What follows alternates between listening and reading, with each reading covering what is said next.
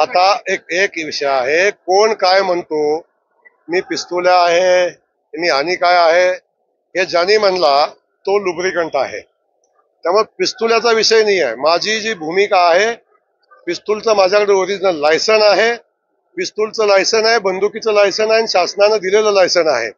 त्यामुळे मला काही म्हणला तरी बंदूक चालवायचं ज्ञान मला आहे, पिस्तूल चालवायचं ज्ञान मला आहे आणि हे कुणासाठी चालवावा याचं मला भान पण आहे. त्यामुळं माझ्या बहिणीचं रक्षण करताना कुणी जरी आडवा आला, वेळ पडली तर त्याची व्यवस्था होईल. काळजी करू नका. कोण काय म्हणेल याच्याकडे फार लक्ष द्यायचं कारण नाही.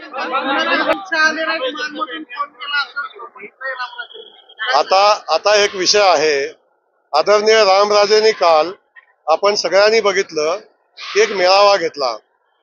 20 वर्ष मंत्री असणारा, 7 वर्ष सभापती असणारा, 27 वर्ष सत्तेत असणारा रामराजेंना जर जयकुमार गोरे नावानं जर रडण्याची वेळ आली, सत्तेतनं 5 महिने सुद्धा बाहेर राहिला, ज्या माणूस राहिला नाही त्या माणसाला सत्ता गेल्यानंतरच आत्ता जाणवायला लागलं.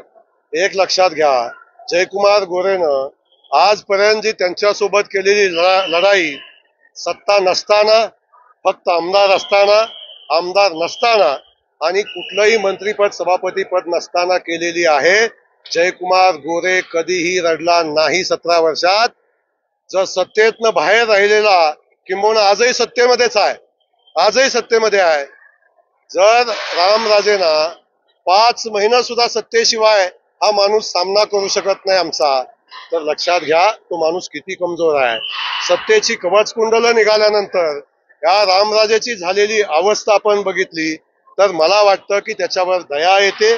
परमेश्वरानं रामराजेंना या दुःखातनं सावरण्याची ताकद द्यावी. परमेश्वरानं जयकुमार गोरेकडून त्यांना जी धोका आहे असं त्यांचं म्हणणं आहे, त्यातून त्यांना सावरण्याची संधी द्यावी. मी आपल्या माध्यमातून सांगतो, रामराजे चिंता करू नका, जयकुमार गोरे कधीही चुकीचं पाऊल उचलणार नाही. आता जर आपण सगळ्यांनी बघितलं, ज्या रामराजेंनी आयुष्यभर दुसऱ्यांच्यावर केसेस घालण्याचा प्रयत्न केला, आयुष्यभर दुसऱ्यावर केसेस घालून सत्तेचा वापर करून राजकारण करायचा प्रयत्न केला, त्या रामराजेला आता भीती वाटायला लागली की माझ्यावर केसेस घालतात का काय, माझं राजकारण संपतंय का काय. म्हणून कार्यकर्त्यांच्या भावनेच्या आड लपून आता पुन्हा शरद पवार साहेबांच्या तुतारीकडे जाण्यासाठी घेतलेला निर्णय आहे.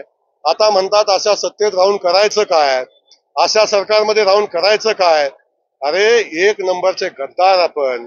या सत्तेमध्ये आपण आलात, ज्या महायुतीच्या मध्ये आपण आलात, त्या महायुतीच्या विरोधात लोकसभेला काम केलं, तेव्हा ना जयकुमार गोरे रडला, ना रणजित नाईक निंबाळकर रडले, कुणी रडलं नाही. आम्ही पराभव स्वीकारला आणि आता आपण युतीमध्ये गद्दारी करून अजून त्या सरकारकडून अपेक्षा ठेवता. हा अधिकार आपल्याला दिला कुणी, हा अधिकार आपण मागता कसा. त्यामुळं रडू नका, कारण सांगू नका. तुम्हाला तुतारीकडे जायचं तुतारीकडे जावा आणि तुम्हाला जो निर्णय घ्यायचा तो घ्या, परंतु ही जनता आता तुम्हाला माफ करणार नाही. जवाब तो मिलेगा, करारा मिलेगा, जो किया है वो भुगतना तो पडेगा. सांगायला नम्रपणे मी सांगेन, मी खूप छोटा कार्यकर्ता आहे, भारतीय जनता पक्षाचा कार्यकर्ता आहे. अमित भाईंना फोन करून सांगण्या इतपत माझी क्षमता आहे किंवा नाही हा विषय वादातीत आहे, हा बाजूला ठेवा. पण रामराजे जर म्हणत असतील, त्यांनी ठरवलेला कार्यक्रम, अमित भाईंचा कार्यक्रम थांबवण्याची क्षमता जयकुमार गोरेची आहे, तर तो रामराजेने माझा बहुमान केलेला आहे. रामराजेंना मी मनापासून धन्यवाद देईन. पण एक लक्षात ठेवा, ज्या अमित भाईंनी उभा केलेला माऱ्याचा उमेदवार तो पाडताना, त्याच्या विरोधात काम करताना याची आठवण झाली नाही, अमित भाईंची आठवण झाली नाही, भारतीय जनता पक्षाची आठवण झाली नाही. आपल्याला या संदर्भात अशी वक्तव्य करताना जनाच्या नाही मनाच्या किमान वाटली पाहिजे, ही भूमिका त्यांनी ठेवायला पाहिजे होती. अमित भाईंना इथं येण्यासंदर्भात सांगण्या इतपत माझी उंची नाही, त्या संदर्भात मी बोलू इच्छित नाही. पण रामराजेने माझा बहुमान केलेला आहे.